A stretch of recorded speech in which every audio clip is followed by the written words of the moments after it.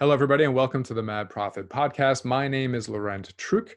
We're about to kick off part 2 of the interview that we started last week of Ryan Sorensen and David Carroll, both online business brokers, one on the seller side, one on the buyer side.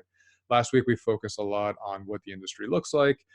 Today, we're going to finish those thoughts, and then we'll dive into a little bit of their new brokerage that they're putting together that sells online cannabis businesses. So I hope you enjoy it, and let's dive right in. Thanks.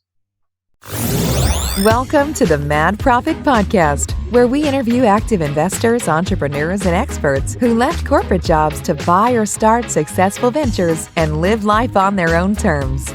Listen to their stories, learn from their experiences, and heed their advice so you too can create mad profits and the life you've always wanted. And now, here's your host, Laurent Truc. I love asking people this question. Your view on building versus buying. Building a site is not expensive nowadays. Hosting is pretty cheap. Getting a domain is pretty cheap. Why is somebody spending the 20 grand to however much to get in when they can just build something? Okay. Who wants that one? I'm trying not to make this example too adult. So I'm going, because that's essentially dating. Okay, so if you're going to be dating, you put in a lot of effort and a lot of awkwardness at the beginning when you're first dating somebody, right?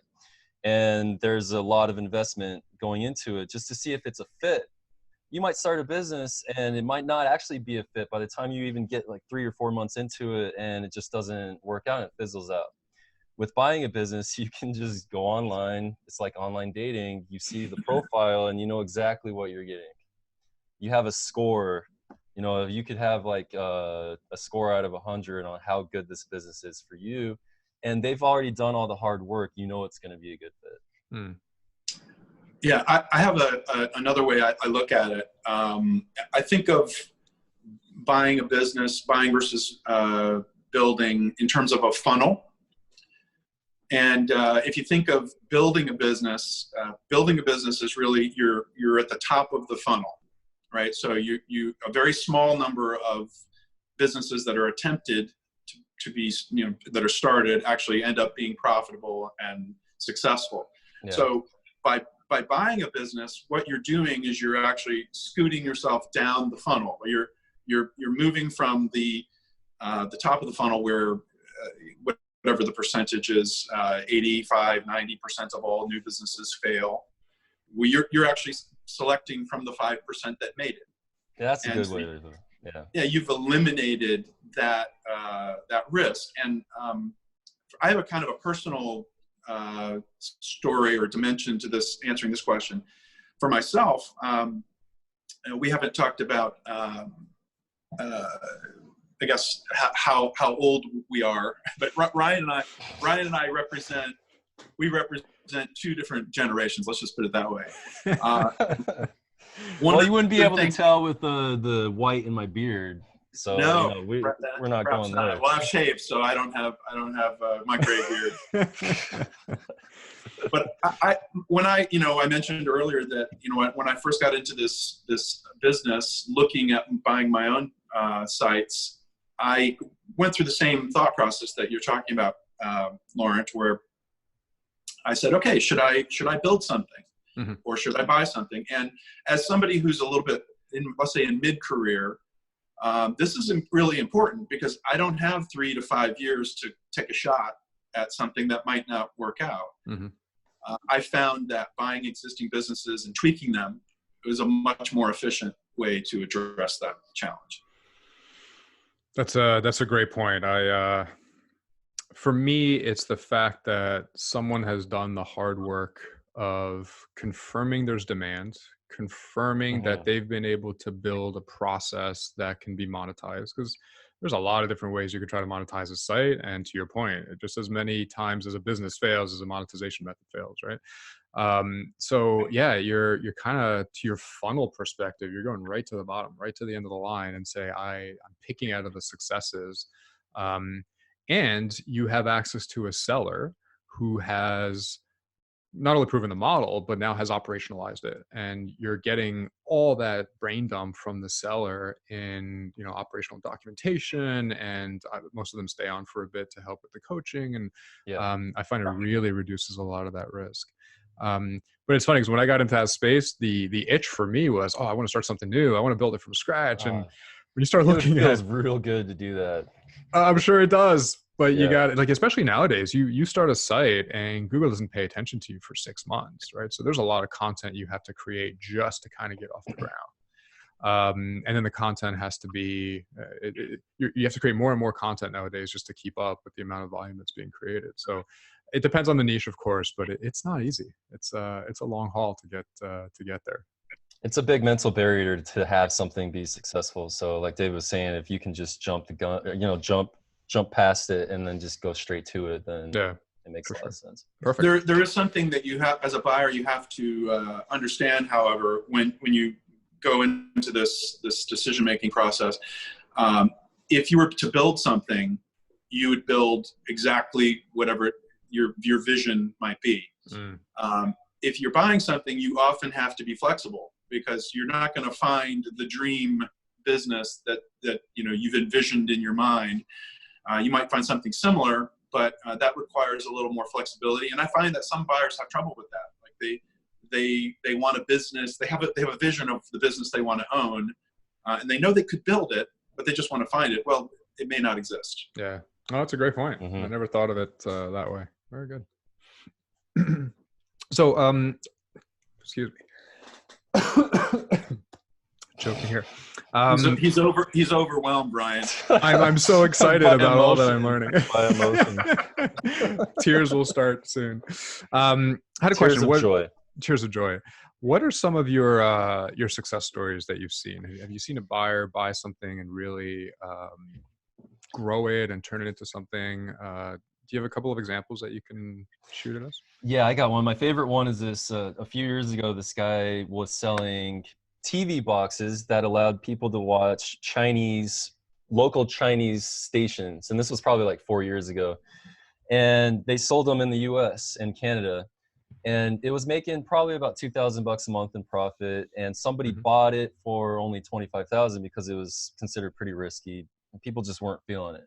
Okay. And this guy took it within 9 months, and he started making about 15 grand by the end of the 9 months. And he ended up selling it for like 350,000. Wow. And so that was my favorite. That's my favorite one.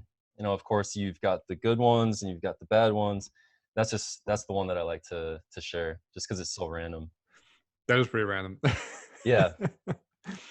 David, have you seen a couple of big success stories? The big successes that I think of were actually small transactions where the seller got a nice high multiple because of a good fit. I have a couple in mind. There's a content business that I represented last year that specialized in essentially green hosting. It's a content site that promoted. It was an affiliate site that promoted green hosting, and that site was rather small.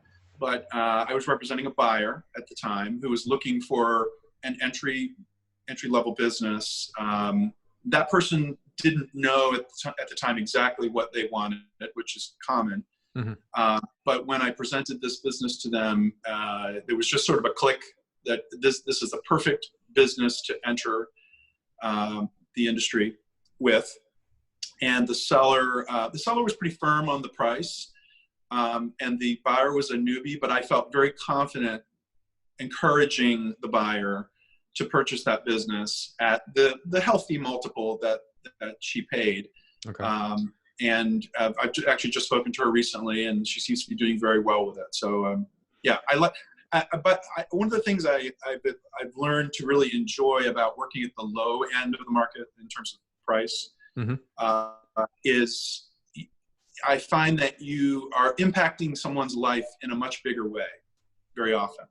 So you're helping a person get their first online business and get started in this industry, or you're helping someone. I've sold multiple businesses where the person selling had I don't want to say a life crisis, but a strong life need. Okay.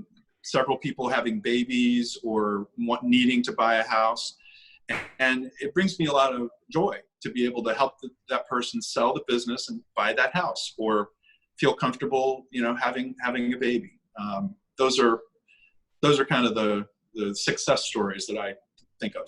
That's great. And I think a lot of people think of success in a direct correlation to money, but just being able to move somebody into a space that they enjoy versus a job they hate, that's a huge success story in and of itself, right? Yeah, you guys get the benefit of seeing people do that on a daily basis, which is great. Mm-hmm. Yeah.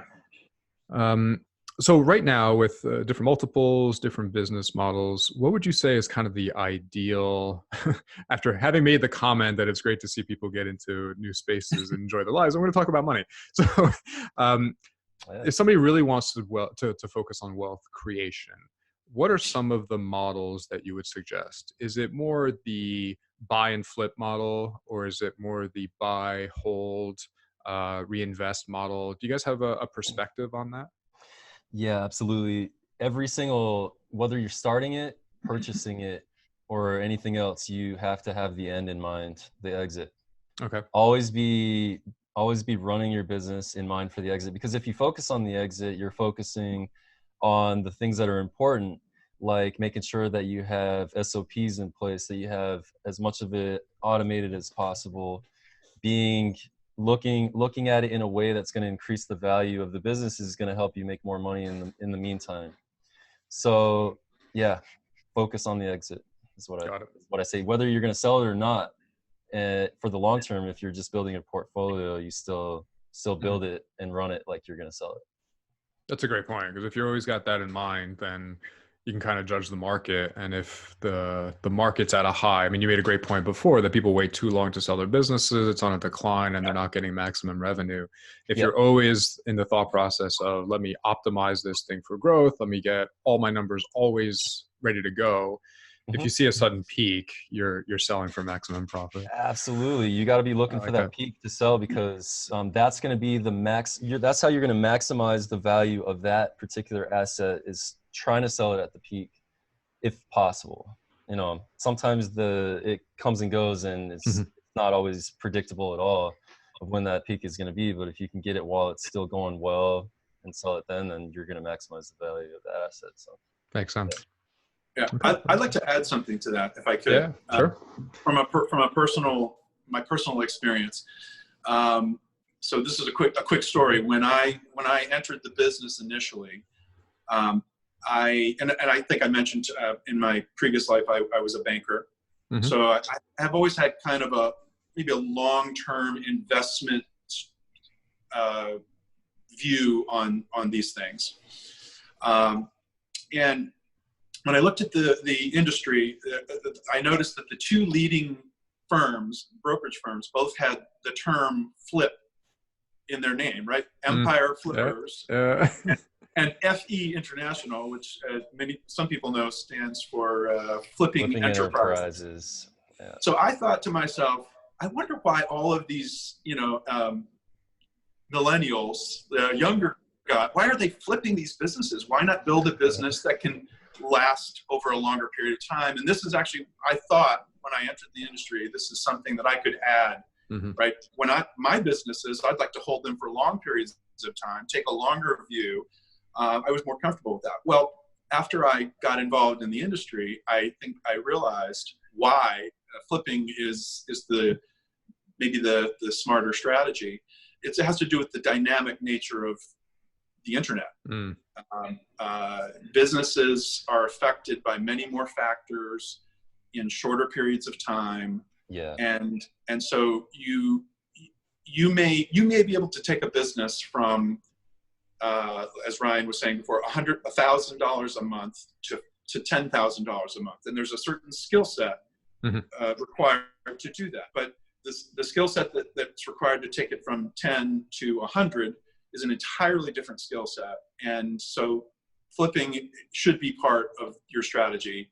Focusing on the exit, I think, is a very smart way to think of it. No, it makes a lot of sense. Absolutely. Okay, let's dive into our favorite subject, the cannabis industry. So you guys have definitely doubled down, seeing what is possible in this space. So can you tell us a little bit about what you're seeing, trends, kind of online businesses that are popping up, things like that? Yeah, the first one that I had sold was a content site that had been around for about 8 years, and in internet terms, 8 years is a long time. I've made this connection before, but it's like internet years are like dog years. I don't know what the actual conversion is.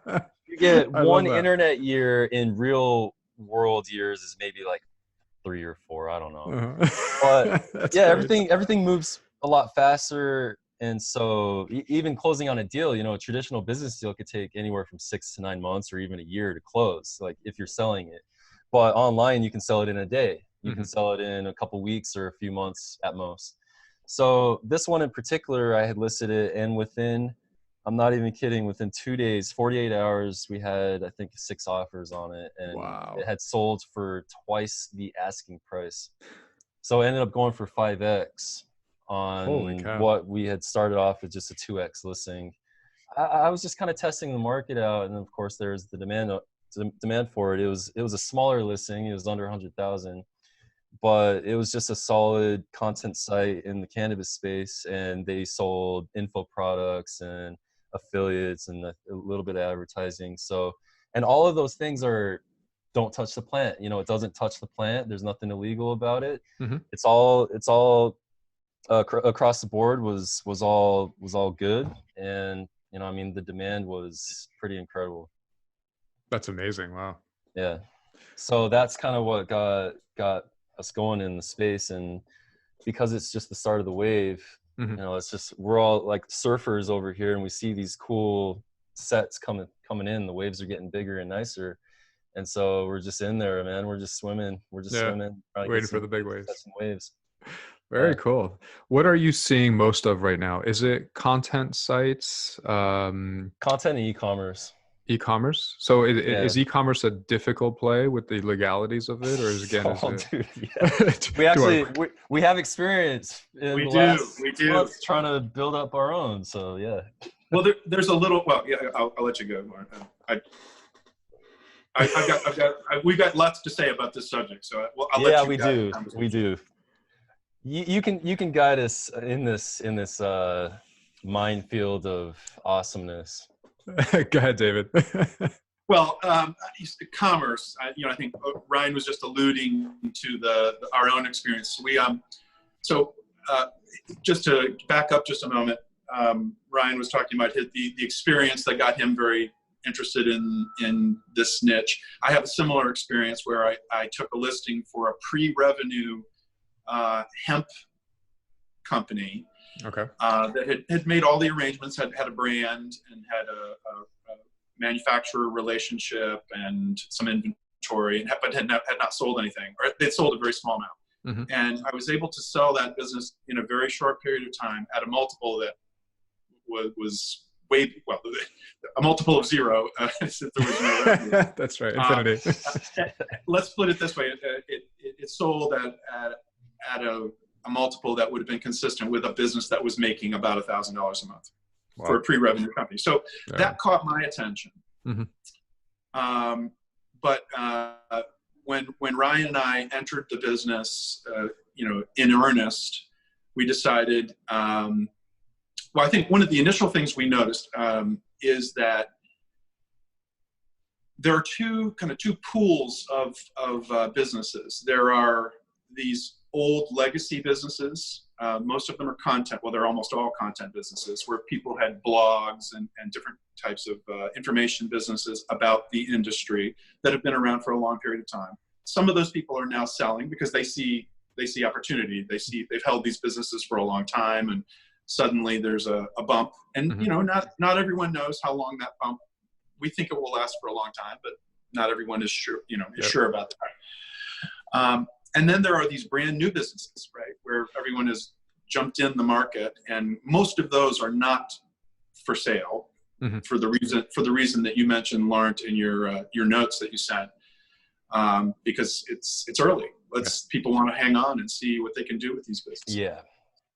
But so Ryan and I decided at the beginning of the year that because we were having a hard time getting small, new, fresh businesses to sell, that perhaps we would dive in and build one of these businesses ourselves. So working with a consultant from Providence, Rhode Island, whose name is Hannah Garrison, we developed a hemp product targeted at pets, dogs actually. Okay. And here's the plug. Here comes the plug. The product is called calmdownrover.com. Nice. Or the site is called calmdownrover.com. And we've learned an awful lot in developing that business. We've learned about the challenges of promoting those kinds of businesses. We've just begun to understand the legal environment, which is so complex. Mm-hmm. And most importantly, we have worked. The thing that's really held us up in the near term has been payment processing. Because in the States, it may be different in Canada, but in the States, the FDA and the FTC have not really agreed on whether or not cannabis, or CBD in particular, can be sold legally. Mm-hmm. And so the banks have been on the sidelines waiting for the government to clarify its position. And there have been a few payment providers who have dabbled in this, sort of offered payment processing and then removed themselves from the market. I can imagine that headache for a site owner. Huge, enormous. And there are payment processing solutions that are mostly for the high risk industries. So they're offshore opportunities, or we found one recently that was based on a Bitcoin backbone. And they're expensive, these solutions. Newsflash. This week, we think, I think this is permanent.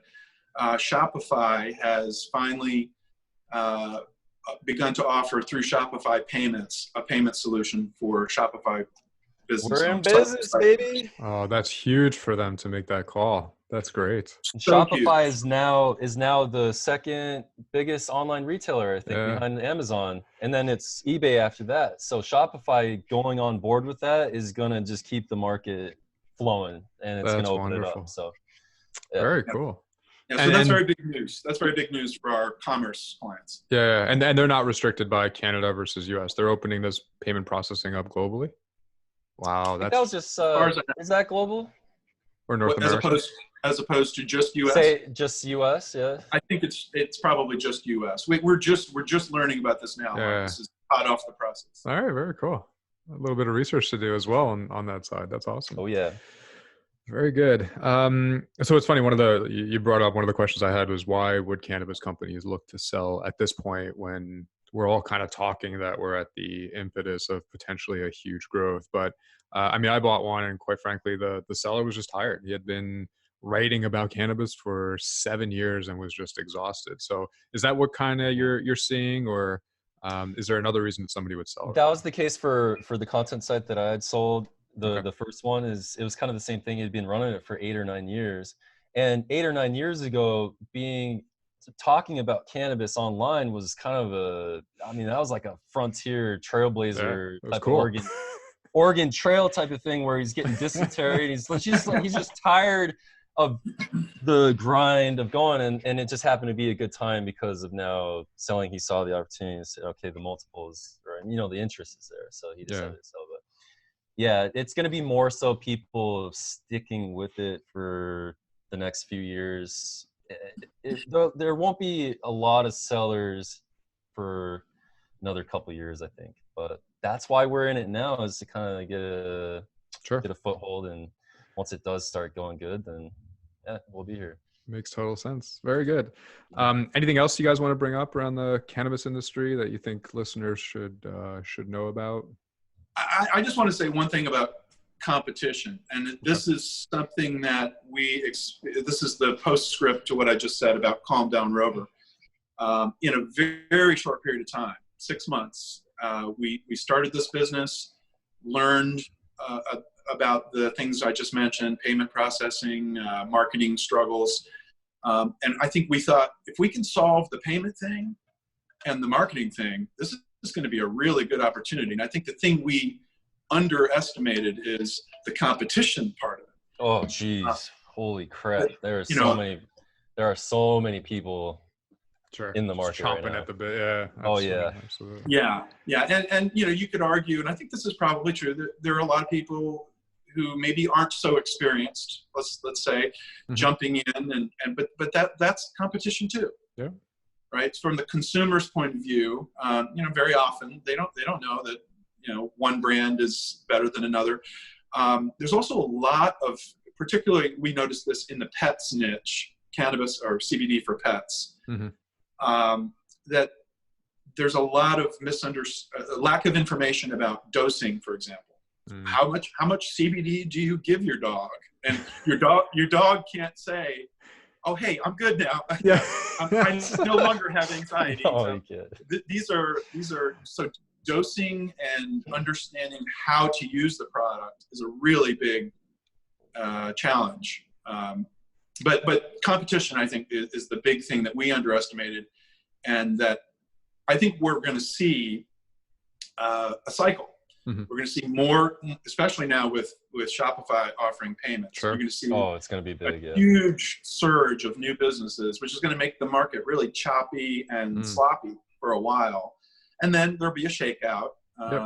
Many of them will consolidate or disappear. And maybe it'll be, as Ryan said, 2 or 3 years from now, the healthy companies will still be around. And that's what we expect to see. Cool. That's so interesting, between the different countries at a federal level trying to figure out what they want, which is a hot topic for, elections in the US, re-elections here in Canada. We're legalizing edibles here in Canada. It'll be formal in December, and then they can start positioning them in October. So the amount of news that's coming out, it's incredible. And there's a lot of misinformation that's out there. So it'll be nice when things start settling. And once things are legal, I think there's going to be, like you said, a lot of consolidation. The big players are going to start really pushing for profitability, and it'll be interesting. Yeah. And the one other thing, we're speaking of cannabis like it's one thing, but really the big opportunity today is in hemp-based CBD in the States. That's a $25 billion potential market in a total market that's probably $60 billion. This is over the next 10 years, let's say. Yeah. So CBD is going to be a third to a half of that overall market. And CBD is really the only thing that's available to everyone here in the States today. So that's really the market that we're focusing on in terms of the commerce side of things. Got it. Okay. Very good. Just to kind of tailor this, to kind of go towards the end of this interview here, what are some resources that you guys suggest for entrepreneurs or wannabe entrepreneurs to listen to? Are there books that you guys have listened to or read, or podcasts that you listen to on a regular basis that you suggest for our listeners? Yeah, one of them I like is authorityhacker.com. Okay. Those guys are really good, and because they just present their information in easy digestible format, and they're always trying to provide a lot of value up front. So that's a good one. The place that I got started online in 2008 was Warrior Forum, and I like that. It's a really newbie friendly place. Some of the strategies are a little like you just got to pick and choose which things you pay attention to there, but it's a good resource. Okay, very good. Dave, I don't know if you have any yourself. Yeah, I do. Yeah, I made a little short list here. So when I started my personal journey, I stumbled on a gentleman it was a Canadian guy actually named Yaro Starak. Yeah, okay. I love that dude. I got started with him too back in 2008. Yeah. And I think I got started learning about this industry through reading Yaro's blog. That's Y-A-R-O, Yaro. Okay. That's useful. If I was getting started now, I would direct people to resources like the Empire Flippers industry report that just came out for 2019. It really gives you a sense of all the different monetization strategies, the multiples in each, the risks, the skills required.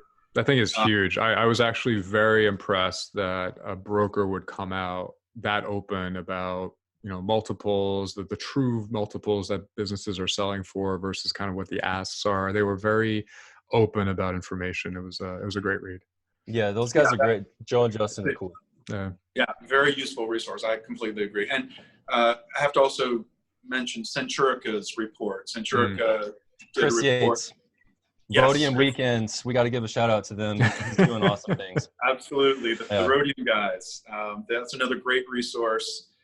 And there's another relatively new Facebook group that I've come across. It's called Flipping Websites with Richard Patey. And that group seems to be also very newbie friendly. Okay. I would recommend that as well. Perfect. All right, I'll add that to the show notes. Those are great resources. Okay, before we close, any last recommendations or suggestions to entrepreneurs who want to get into this space in general? Woo. Oh man, there's broad topic. It is broad, but when you really think about it, don't do something unless it feels right. And, us brokers, we understand that, and we don't take things personally. We constantly fail. We constantly get rejected. Just like it's the real world. If you feel like something is off and you've done your research and it's just not a good fit, don't feel bad about saying no and backing away from the deal. It happens all the time. And, we know that. And so that we can get to a better fit and the right fit. And it's fine. So yeah, don't feel bad. That's great advice. I just walked out of a 6-month negotiation. I know, right? 6 months. That didn't feel bad about it, actually. You shouldn't at all. Just a lot of things happen at the same time. Sorry, go ahead, David. Yeah. Well, I'm going to give something that sounds like contrary advice, but I think it's complimentary. That's why we compliment each other, Dave. That's right. We're on it, man. We're on it. The contrary story to that or advice is that I think new buyers should perhaps not put so much pressure on themselves to get the perfect property on the first time. Mm-hmm. This is because you may flip many of these businesses over time. Learning by doing is in my experience. Learning by doing is the best thing. Woo. I love that. Learning by doing. Yeah, you really have to. You have to pull the trigger at some point, jump in on something, take a risk, a calculated one, but take a risk, get in and learn. And by doing that, you'll then know your second business that you buy will be much more well-informed. Do you do that with spouses too? Is that a thing? I don't personally do that, but I imagine some people do. Whole other show. Like, I'm just going to get married this one. I just calculate risk, get married. I'll wait for the second one for it to be good. That's when you put the prenup in place. Very good. Yeah. Guys, if people were looking to get a hold of you, where should they go? Contact at greenrocknetwork.com is the one for us, for both of us. We check it. And personally, Ryan at acquisitionstation.com, and David. And David at djcdigitalbrokers.com. Perfect. Guys, thank you so much for spending this much time and providing us with this much insight. I mean, it's been absolutely phenomenal. Love to invite you back on the show down the road as maybe we evolve to kind of the next stage of questions that we might have. But I really appreciate you guys taking the time and helping us out. Yeah, thank you so much. All right, cool. Perfect. You guys take it easy. Thank you. You too. Thank you. You guys have a great day. Thank you for joining us on this episode of the Mad Profit Podcast. We hope you enjoyed the show. Don't forget to subscribe on iTunes, Google Play, or the listening platform of your choice. Also, check us out at madxcapital.com for more useful information and resources to help you achieve your investing, entrepreneurial, and business goals. See you next week on the Mad Profit Podcast.